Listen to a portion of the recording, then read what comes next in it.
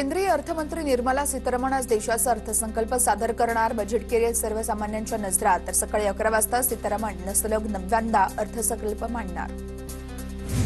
सुनेत्रा पवार महाराष्ट्राच्या पहिल्या महिला उपमुख्यमंत्री। लोकभवनात शपथविधी सोहळा संपन्न। क्रीडा, राज्य उत्पादन शुल्क आणि अल्पसंख्याक खात्यांची जबाबदारी, मात्र अर्थ खात्याचा पदभार नाही। सुनेत्रा पवार यांच्याकडे अजितदादा यांच्याकडील अर्थ खात्याचा सध्या पदभार नाहीच। मात्र अर्थसंकल्पानंतर आता अर्थ खातं पुन्हा राष्ट्रवादीकडेच राहणार असल्याची सूत्रांची माहिती। अजितदादांनंतर आता सुनेत्रा पवार राष्ट्रवादीच्या सर्वेसर्वा पक्षाचे सर्व संवैधानिक अधिकार आता सुनेत्रा पवार यांच्याकडे। राष्ट्रवादीच्या विधिमंडळ गटनेतेपदी देखील एकमतानं निवड। पंतप्रधान नरेंद्र मोदी यांच्याकडून सुनेत्रा पवार यांना शुभेच्छा। महाराष्ट्राच्या पहिल्या महिला उपमुख्यमंत्री दिवंगत अजितदादांचं स्वप्न पूर्ण करतील। मोदींकडून ट्विट, तर मोदी यांनी सुनेत्रा पवार यांना सांत्वनपर पत्रही पाठवलं। कठीण प्रसंगी सुनेत्रा वहिनींनी महाराष्ट्र हिताचा निर्णय घेतला। सुनेत्रा वहिनींचा निर्णय प्रतिबद्धता अधोरेखित करणारा आहे। फडणवीसांची प्रतिक्रिया, तर अजितदादांचा वारसा त्या समर्थपणे चालवतील याचा विश्वास, फडणवीसांचं वक्तव्य। सुनेत्रा पवार यांच्या उपमुख्यमंत्री पदाबाबत शरद पवार अनभिज्ञ। शपथविधी संदर्भात मला माहिती नाही, तो त्यांच्या पक्षाचा अंतर्गत निर्णय, शरद पवार यांचं वक्तव्य। तो त्यांचा कौटुंबिक विषय आहे, मात्र जोपर्यंत शरद पवार आहेत त्यांना विश्वासात घ्यायला हवं। सुनेत्रा पवार यांच्या शपथविधीबद्दल हिरामण खोसकर यांचं वक्तव्य। रोहित पवार यांच्याकडून सुनेत्रा पवार यांच्या उपमुख्यमंत्री पदासंदर्भात ट्विट, सुनेत्रा काकींनी शपथ घेतली याचा आनंद आहे। किमान सुनेत्रा काकींच्या रूपात तरी आम्ही तिथं अजितदादांना पाहू।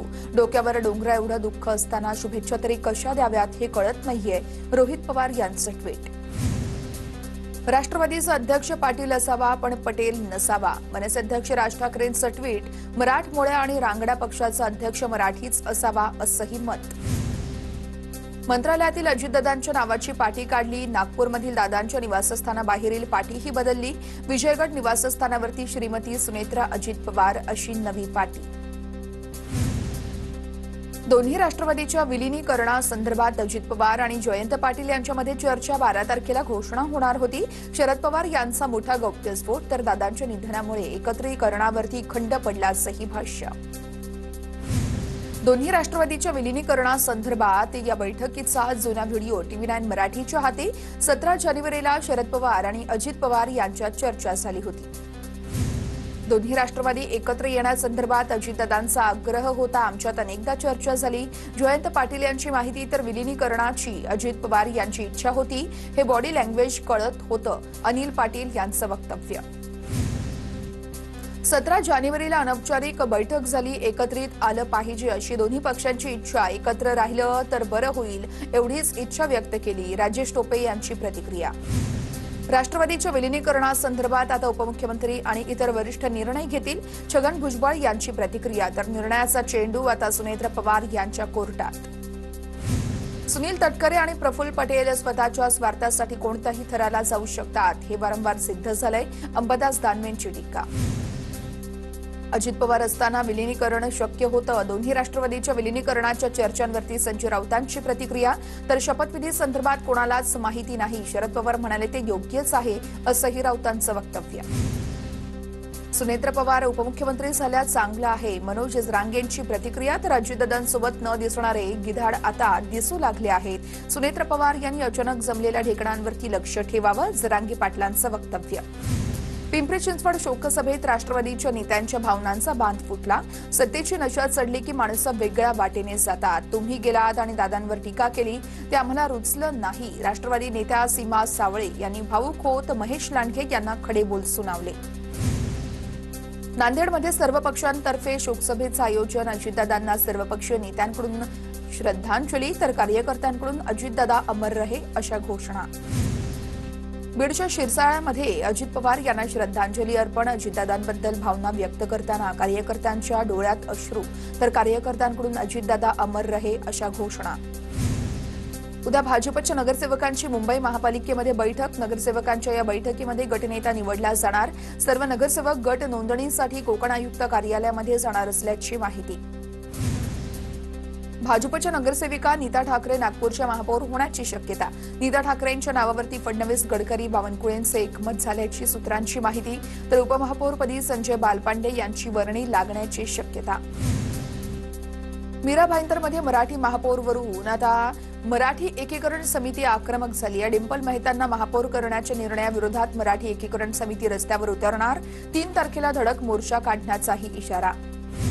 नाशिक महापालिकेच्या महापौर आणि उपमहापौर पदासाठी भाजपच्या श्याम बडोदे आणि दीपाली गीते यांनी घेतला अर्ज। महापौर पदासंदर्भात 6 फेब्रुवारीला चित्र स्पष्ट होणार असून नाशिक महापौर पद कोणाकडे जाणार याकडे सर्वांचं लक्ष।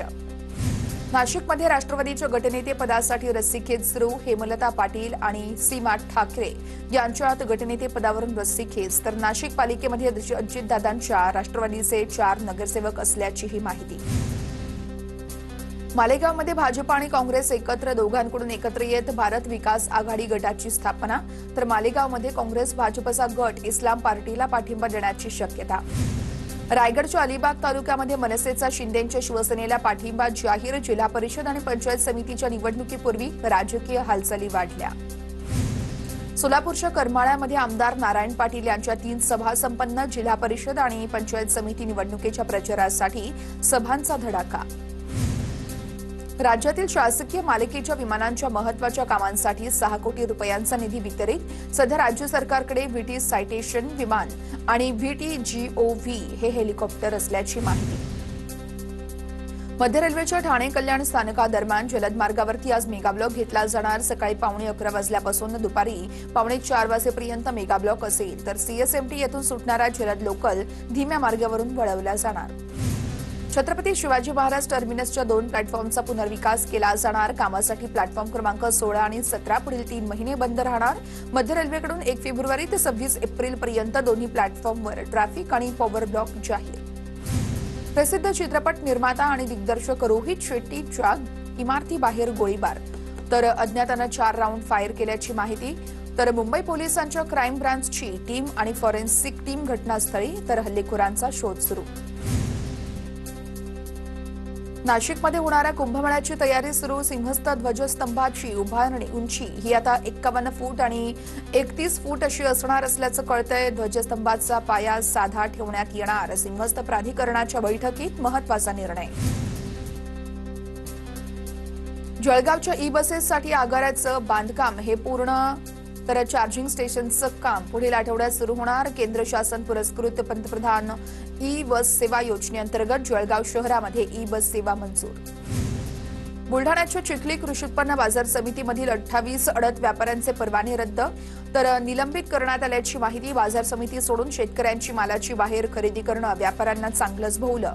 व्यापाऱ्यांमुळे बाजार समितीचं कोट्यवधी रुपयांचं उत्पन्न बुडालं।